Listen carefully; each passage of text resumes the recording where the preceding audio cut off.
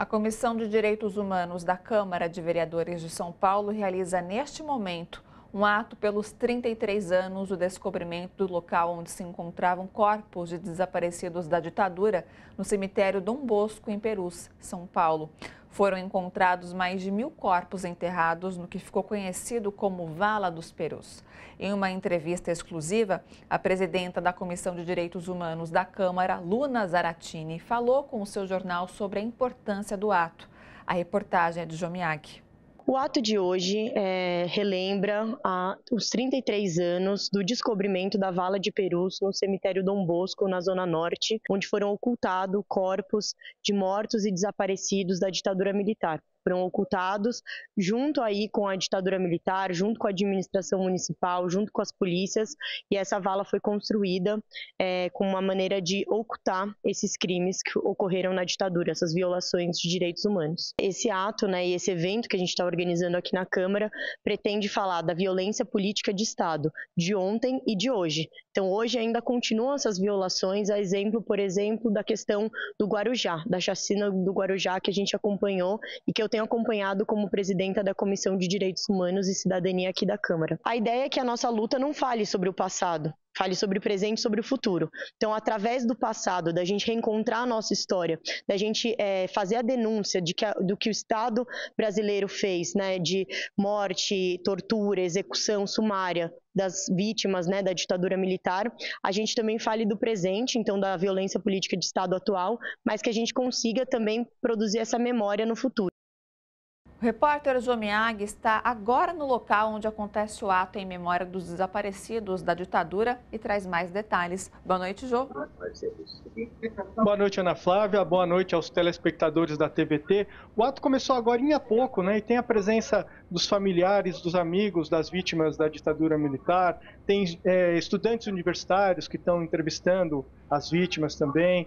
Tem bastante gente aqui, a sala está lotada, a gente precisou até sair porque é uma sala relativamente pequena, se a gente começasse a falar muito alto ia atrapalhar, E a gente está aqui com o Toninho Eustáquio. Ele foi o responsável pela descoberta das valas lá em Perus. Toninho, como é que você descobriu isso? Olha, eu fui para Perus em 1976 para administrar o cemitério, por questões que agora não convém falar, mas chegando lá, para que eu pudesse fazer um bom trabalho, eu fui verificar os livros de registro de óbito. E lá eu verifiquei que tinha 3 modalidades de registro. Tinha o de familiares, o registro dos indigentes, onde os militantes políticos e desaparecidos na época eram enterrados junto com os indigentes.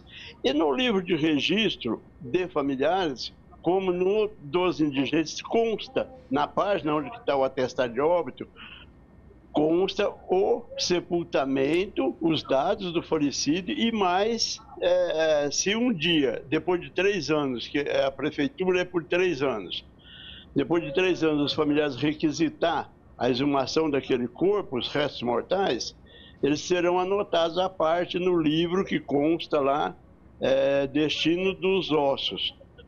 E no livro de registro dos indigentes não constava esse paradeiro dos ossos.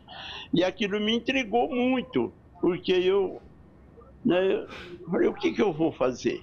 Onde é que estão esses ossos? Como que eu vou administrar um cemitério com uma grande quantidade de ossos que não consta no registro de óbito, do livro de óbito? Comecei a perguntar para os sepultadores, os funcionários mais antigos, ninguém me dava informação, até fugia do assunto.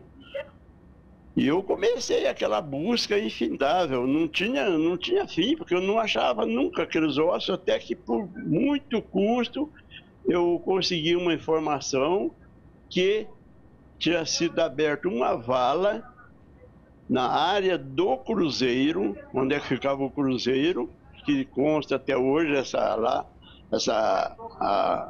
onde é que está a vala clandestina, e lá eu verificando, eu constatei que realmente tinha muitos sacos de ossos ali sepultados. Eu acabei descobrindo a vala. Toninho, Na certidão de óbitos de várias pessoas tinha um T vermelho. O que significava isso?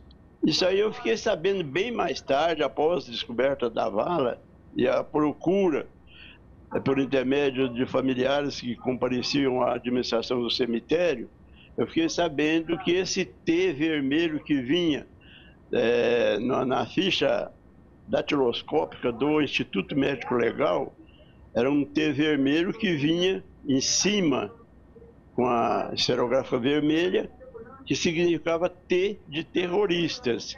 Isso só naqueles que eram realmente militantes. Toninho, o jornalista Caco Barcelos teve uma participação importante nesse episódio, né? Qual foi o papel dele?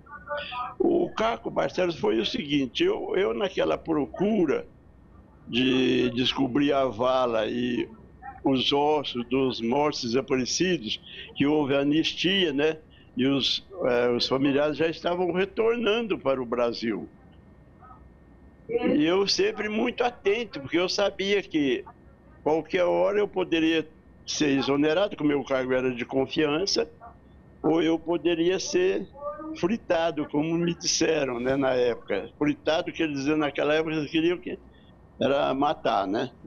O senhor foi ameaçado já? Eu sofri ameaças de morte, minha família, e aí um domingo que eu dava plantão, eu fiquei uma espécie de um repórter investigativo vigiando para que nada acontecesse que viesse a prejudicar aquela descoberta que eu tinha feito, né?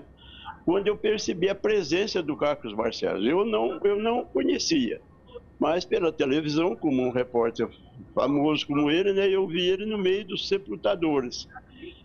E aí me aguçou, né, a ideia. Eu falei, nossa, será que ele descobriu a vala? Eu não tinha contado para ninguém, era segredo absoluto, né? Aí eu me aproximei dele, quando eu me aproximei dele, todos se afastaram.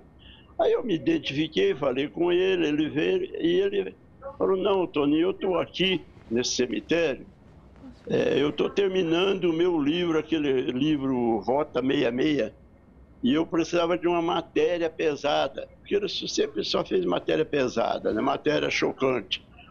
E aqui, esse cemitério, eu já soube que foi enterrado, né? O bandido da luz vermelha, mas não sei o quê, foi ele que inaugurou o cemitério. Não sei a história completa, mas é longa, então não adianta falar isso aí.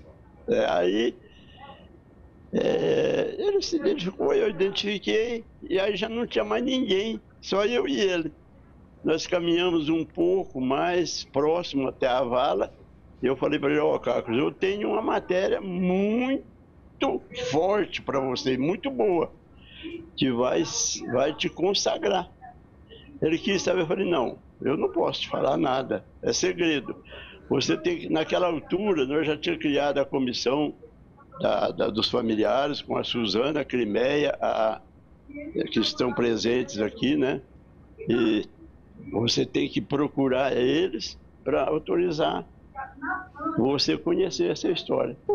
Quando ele apareceu. Obrigado, parabéns pela atuação, né, nessa história toda. Toninho está sendo requisitado lá na mesa, então a gente vai encerrando por aqui. É com você, Ana Flávia. Obrigada, Ju, pelas informações.